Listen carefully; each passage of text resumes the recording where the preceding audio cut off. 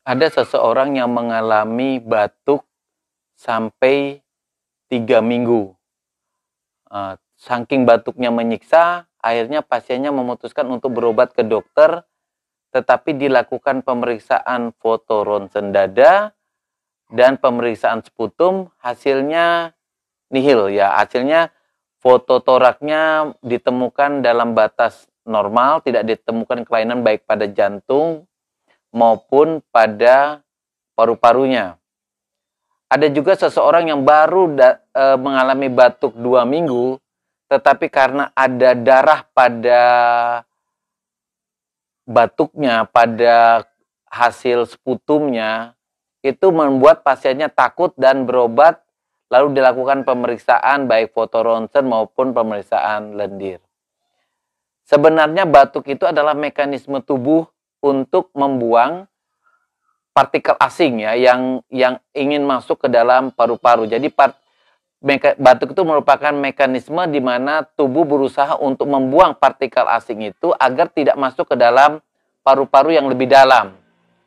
Nah, batuk itu kita anggap berbahaya walaupun itu merupakan mekanisme tubuh jika batuk itu disertai dengan darah maupun ada perubahan warna pada sputumnya menjadi lebih kuning atau lebih purulen, karena kita anggap bisa saja itu merupakan petanda adanya penyakit yang berbahaya. Batuk kita bagi menjadi 3 ya, berdasarkan lamanya dia menderita batuk. Ada batuk akut, ada batuk subakut, ada yang kronis. Sedangkan akut itu berlangsung kurang lebih dari 3 minggu, sedangkan subakut 3-8 minggu, dan yang lebih dari 8 minggu masuk ke dalam batuk kronis. Nah, batuk itu sendiri pun bukan merupakan domain daripada penyakit paru-paru. Artinya batuk pasti penyakit paru-paru. Tidak ya, batuk itu bisa saja sumbernya dari jantung. Yang kita sebut lemah jantung, salah satunya gejalanya bisa berupa batuk. Kemudian paru-paru yang tentunya ya. Kemudian bisa juga dari daerah tenggorokan, misalnya ada partikel seperti debu menempel pada daerah tenggorokan, orang akan mekanismenya juga batuk.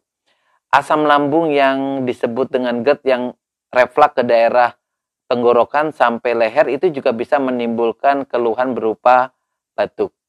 Nah, untuk membedakan ini gejalanya batuk akut itu bisa mengarah ke penyakit-penyakit tertentu, misalnya batuk akut ya, batuk yang kurang dari 3 minggu. Bila gejalanya disertai misalnya pilek atau flu, bisa saja itu merupakan gejala daripada rinitis, bisa saja rinitis alergika. Kemudian batuk yang disertai misalnya gatal di tenggorokan, itu bisa saja gejala daripada faringitis. Kemudian jangan lupa periksa amandelnya, karena tonsilitis pun bisa merupakan gejala disertai dengan batuk. Ada enggak perubahan suara pada seseorang yang mengalami batuk itu? Kalau mengalami perubahan suara menjadi sangau atau bagaimana, itu bisa saja gejalanya batuk karena menderita penyakit laringitis. Nah, gejala batuk yang akut yang lain adalah pneumonia. Jadi kalau gejala pneumonia itu adalah radang pada paru yang lebih dalam, ya, yang biasanya gejalanya jauh lebih berat karena disertai dengan sesak napas, batuk yang menghasilkan spuntum yang lebih berwarna kuning atau purulen. Sedangkan batuk-batuk kronis ya, batuk yang berlangsung lebih dari 8 minggu adalah sumbernya biasanya tuberkulosis paru.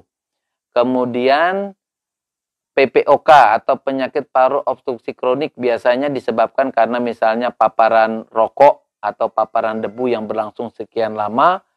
Kemudian penyakit yang disebabkan oleh kanker paru juga bisa, atau efek samping daripada obat-obat golongan S yang biasanya digunakan untuk hipertensi seperti misalnya captopril, lisinopril, ramipril, itu juga menimbulkan efek samping berupa batuk. Bahkan sejak awal penggunaan obat itu bisa menimbulkan batuk. Dan untuk membedakannya diperlukan pemeriksaan-pemeriksaan yang lebih lanjut. Misalnya diawali dengan pemeriksaan foto ronsen. Kemudian jika memang ada tampak curiga ke arah kanker, mungkin dilakukan pemeriksaan CT scan. Kalau gejala-gejala misalnya disertai dengan gangguan perut, mungkin saja batuknya itu karena asam lambung yang refleks ke daerah kerongkongan atau osiapagus. Kemudian ditanyakan juga pasiennya apakah menggunakan obat-obat hipertensi yang golongan E seperti captopril atau lisinopril. Apakah batuknya muncul sejak penggunaan obat tersebut? Nah, kalau dia jawabnya iya, tentu mungkin saja kemungkinan besar batuknya itu disebabkan karena efek samping dari penggunaan obat-obat tersebut. Demikian rekan-rekan topik kita tentang batuk, bagaimana mencari tahu asalnya batuk dan bagaimana kita bisa mengobatinya. Terima kasih sebelumnya. Jangan lupa subscribe dan berikan komentar.